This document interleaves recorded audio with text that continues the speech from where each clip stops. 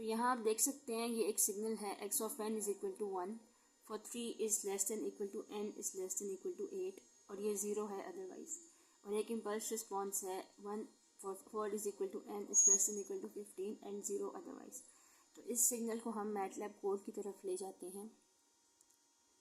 तो यहाँ पे आप देख सकते हैं टी एक्सिस हमने डिफाइन किया है 3 से 1 इंक्रीमेंट के साथ 15 तक। इसकी वजह ये है कि आप दोबारा इस फिगर पे आएँ तो ये 3 से स्टार्ट हो रहा है, ठीक है। और हमने ये करना है कि टोटल कन्वोल्यूशन में इसके जो पॉइंट्स हैं उनको ऐड अप कर देना है। तो ये आएंगे 3 से लेकर 8 तक एक्स ऑफ एन और 4 से लेकर 15 तक एच ऑफ एन। ये आपने याद रखना है, 3 से लेकर 8 तक एक्स ऑफ एन, 4 से लेकर 15 तक एच ऑफ एन। अब हम दोबारा कोड की तरफ आते हैं। यहाँ पर हमने जो टाइम स्केल लिया है वो लिया है 3 से लेकर 15 तक, जो कि 3 स्टार्टिंग पॉइंट है एक्स ऑफ एन का और एच ऑफ एन का एंडिंग पॉइंट है 15। यहाँ पर एक्स की वैल्यू इस तरह आ गई है कि 3, 4, ये बेसिकली इंडेक्सिंग है, ठीक है। ये इंडेक्सिंग है टाइम एक्सिस पे। इन इंडेक्सेस पे, इन एड्रेसेस पे जो वैल्यूज़ हैं वो डिफाइन हो रही हैं। थर्ड एड्रेस पे जो वैल्यू है वो 1 है, फोर्थ एड्रेस पे 2 है, फिफ्थ एड्रेस पे फोर्थ पे भी 1 है, फिफ्थ पे 1 है, सिक्स पे 1 है, सेवन पे 1 है, 8 पे 1 है, क्योंकि 3 से लेकर 8 तक इसकी वैल्यू 1 थी एंड 0 अदरवाइज। हम इसको 15 तक मैप करते हैं, ये 8 हो गया, ठीक है। 9, 10, 11, 12, 13, 14 एंड 15, ठीक है। उसके बाद हम आ जाते हैं फिगर हमने ये प्लॉट कर दिया है, सब प्लॉट करके स्टेम टी ऑफ एक्स, ठीक है। हमने उसकी लेबलिंग कर दी है, ये आपको आसानी से आ जाती है। उसके बाद हम एज डिफाइन करते हैं। एज जो है वो इम्पल्स रिस्पॉन्स।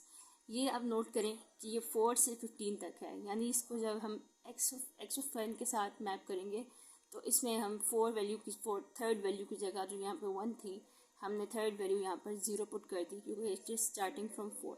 ये 4 से स्टार्ट हो रहा है, 3 को 1 0 है और 4 से 1, 4, 5, 6, 7, 8, 9, 10, 11, 12, 13, 14 एंड 15। तो ये हमारे टोटल पॉइंट्स हो गए हैं, ठीक है। अब हम ये कर सकते हैं कि हमने देखा यहाँ पर x के टोटल 13 पॉइंट्स बने हैं, ठीक है, और एज के भी 13 पॉइंट्स बने हैं। अब आपको अगर याद हो तो आपने थ्योरी में पढ़ा है कि हम जो कन्वोल्यूशन के पॉइंट्स लेते हैं वो इस तरह लेते हैं कि n जो है वो number of points of x है, m जो है वो number of points of h है, उनका प्लस करके -1 करना है। तो ये हो गया 13 + 13 - 1 इज इक्वल टू 25, ठीक है। आगे चलते हैं तो यहाँ पर y एक्सिस इस तरह से डिफाइन है कि ये है कन्वोल्यूशन x और h की। अच्छा, यहाँ पर एक पॉइंट नोट करने की बात ये है कि जो t इज इक्वल टू 1:1:25 है, ये इसलिए है क्योंकि हमने यहाँ पर टोटल जो पॉइंट्स होंगे कन्वोल्यूशन के वो होंगे 13, जो कि x के पॉइंट्स हैं, नंबर ऑफ पॉइंट्स, ये h के नंबर ऑफ पॉइंट्स हैं, और टोटल होंगे -1 करके 25। इसको हमने यहाँ से इस तरह डिफाइन किया है कि ये यहाँ पर 1 है, सॉरी। तो y ऑफ n के लिए 1 कन्वोल्यूशन के लिए y ऑफ n के लिए यहाँ पर हम ले रहे हैं पॉइंट्स 1 से लेकर 25 तक, ठीक है। सब प्लॉट उसी तरह से स्टेम किया और हमने इस y एक्सिस को अब हमने इस t के साथ प्लॉट किया है, ये, ठीक है। अब आप देख सकते हैं कि x और h के लिए जो टाइम एक्सिस डिफाइन था वो ये था, ठीक है। ये जो है एग्जैक्टली जिन पॉइंट्स पे, जिन एड्रेसेस पे वैल्यूज़ आ रही हैं कि वो हैं t की वैल्यू है, ठीक है, t टाइम स्पैन। h के भी एग्जैक्टली वही हैं, लेकिन y के लिए हमने इसलिए अलग से डिफाइन किए हैं क्योंकि हम चाहते हैं कि वो n + m - 1 कवर करे। तो अगर आप इसको देखें, अगर हम इसको ले लें 1 और ये 25 लें तो ये कितनी वैल्यूज़ हो गई? 1 2 3 4 5 6 7 8 9 10 11 12 13 14 15 16 17 18 19 20 21 22 23 24 25, ये हो गई हैं टोटल 15 + 10 = 25 वैल्यूज़, ओके, जो कि हमने कैलकुलेट की है कि 13 + 13 26 -1 25, ठीक है। समझ आई यहाँ तक?